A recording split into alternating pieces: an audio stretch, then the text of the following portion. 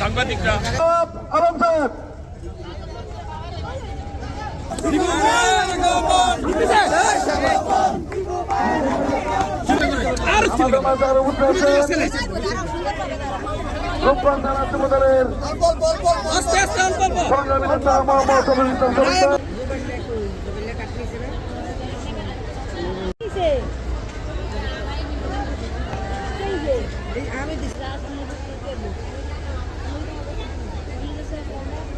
বাংলাদেশ জিন্দাবাদ, বাংলা জাতীয় দল।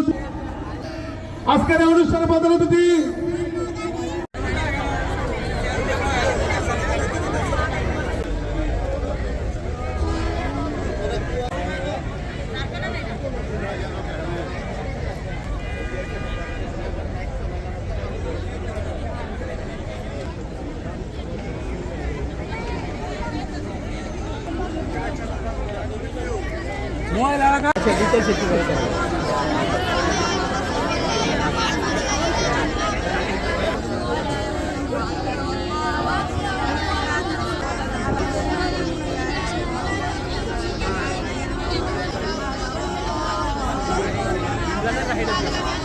গণপরিষদ নেতা মোস্তাফিজুর রহমান দিবু ভাই,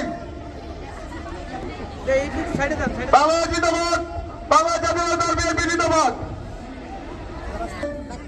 স্টেজের সামনে অবস্থান করবেন না এবং স্টেজে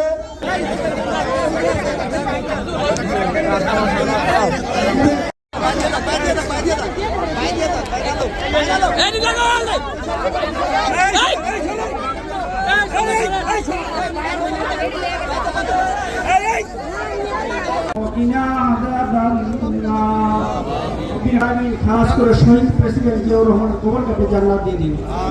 তারেক রহমানকে সুন্দরভাবে দেশটা চালাতে সেই কবরস্থানে শুয়ে আছে মাবুদ, মেহেরবানি করে ওনাকে মাফ করে দিন। ওনার কবর কাশিহি মুহাম্মাদিন ওয়া আলা আলিহি ওয়া আসহাবিহি আজমাইন বিরহমাতিকা ইয়া আরহামার রাহিমিন। আজকে আপনারা জানেন বাংলাদেশে 17 বছর পরে আবার গণতন্ত্র ফিরে আসতে যাচ্ছে। 17 বছর যেই গণতন্ত্রের জন্য আবার হাজার হাজার ভাই বোনরা জান দিয়েছে। আমাদের দেশ নেত্রী বেগম খালেদা জিয়া সারা জীবন কষ্ট হয়ে গিয়েছেন। আমাদের দেশ নায়ক তারেক রহমান সাহেব দেশের বাইরে থাকার পরও সারা এত বছর ধরে উনি চেষ্টা করছিল যে গণতন্ত্র ফিরে আসার জন্য। উনি বাইরের থেকে যখন এত চেষ্টা করার পরে যখন এই দেশের মাটিতে যখন পাড়া দিয়েছে, তখনই আমরা ভেবেছি 12 তারিখে বোধহয় আবার ইলেকশন হবে, আমাদের গণতন্ত্র মনে ফেরত আসবে। আজকে এই 12 তারিখে শুধু গণতন্ত্র ফেরত আসবে না, 12 তারিখে আমরা বুক ফুলিয়ে চলার মতো অবস্থা হবে। এই গণতন্ত্র শুধু এখনকার গণতন্ত্র হবে না, এই গণতন্ত্র বাংলাদেশ যতদিন থাকে ইনশাল্লাহ ততদিন এই গণতন্ত্র ইনশাল্লাহ থাকবে। তাই আমরা সকলে মিলে চেষ্টা করব যে 12 তারিখে ব্যালটের মাধ্যমে আমরা বুঝিয়ে দিব যে গণতন্ত্র কাকে বলে ইনশাল্লাহ। তাহলে আমরা কি সকলে 12 তারিখে ভোট কেন্দ্রে যাব? একবার হাত তুলেন দেখে। সবাই ভোট কেন্দ্রে যাব। 12 তারিখে ভোট দিব কাকে দিব?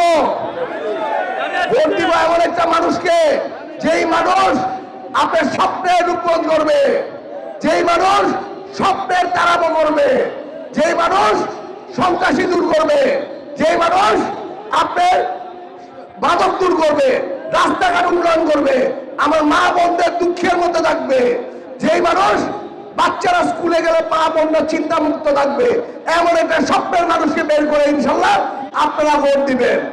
তাহলে আমরা কি 12 তারিখে ভোট কেন্দ্রে যাচ্ছি? আমরা শুধু আমাদের ভোট দিব না, আমরা আমাদের আত্মীয় স্বজন, বন্ধু বান্ধব, পাড়া প্রতিবেশী সকলকে নিয়ে ভোট দেবো। কারণ এই গণতন্ত্রের জন্য আমার অনেক হাজার হাজার ভাই বোনরা যাদের হেলিকপ্টার দিয়ে গুলি করেও আমাদের ভাই বোনদের মেরেছে, তাদের রক্তের শহীদদের রক্তের বিনিময়ে হলো আমরা 12 তারিখ ইনশাল্লাহ ভোট কেন্দ্রে যাবো।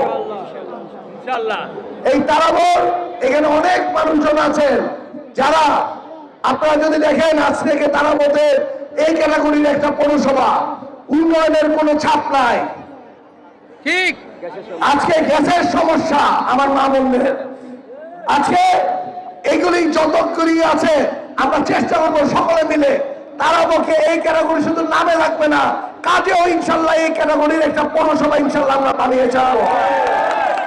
আমরা বিএনপি ও অঙ্গ সংগঠনে যারা আছেন তারা বল সকালে ঐক্যবদ্ধ হতে চেষ্টা করব, যাতে আমার তারা মতে কোনো ঘরে যাতে বেকার না থাকে, প্রতি ঘরে যাতে একজন হলো যাতে চাকরি পায়। কারণ হাজার হাজার ভাই বোনরা আছে আমার, তারা শিক্ষিত, কর্ম করে কাজ করতে চায়, তাদের কর্ম ব্যবস্থা নাই। এটা আমাদের দায়িত্ব। আমাদের অবশ্যই আমরা ইনশাল্লাহ চেষ্টা করব যে প্রতিটি ঘরে যাতে বেকার সমস্যা হয়, সমস্যার সমাধান হয়। বেকার সমস্যার সমাধান হলে এই রূপগঞ্জে আর কোনো চাঁদাবাজি হবে না, মাদক দূর করে হয়ে যাবে। আপনারা সকলে মিলেমিশে আমরা একসাথে মিলেমিশে থাকবো ইনশাল্লাহ। আজকে আমাদের দেশ নায়ক তারেক রহমান সাহেব 17 বছর বাইরে থেকে কি কি কাজ করেছে, বিভিন্ন কাজ করে বের করেছে। আমাদের মা বোনদের জন্য ফ্যামিলি কার্ড দিবে, যাতে আপনারা যদি ঘরেও বসে থাকেন তাহলেও আপনারা এই ফ্যামিলি কার্ড পাবেন। ফ্যামিলি কার্ডের মধ্যে আপনারা একটা হাত খরচ পাবেন, যেটা দিয়ে আপনারা সংসার চালাতে পারবেন, তাহলে আপনারা হাত খরচ চালাতে পারবেন। আজকে শিক্ষা ব্যবস্থার জন্য উনি বলতেছে বাংলাদেশের প্রতিটি মানুষ যাতে শিক্ষার আওতায় আসে এরকম করে স্কুল বানাবেন। আজকে তারেক রহমান সাহেব বলছে শুধু এবার কেয়ার হসপিটাল, অ্যাপোলো হসপিটালে শুধু বড় লোকরা চিকিৎসা করবে না, যাদের সামর্থ্য নাই তারাও যেতে পারবে, এমন ব্যবস্থা ইনশাল্লাহ উনি করে দিবে।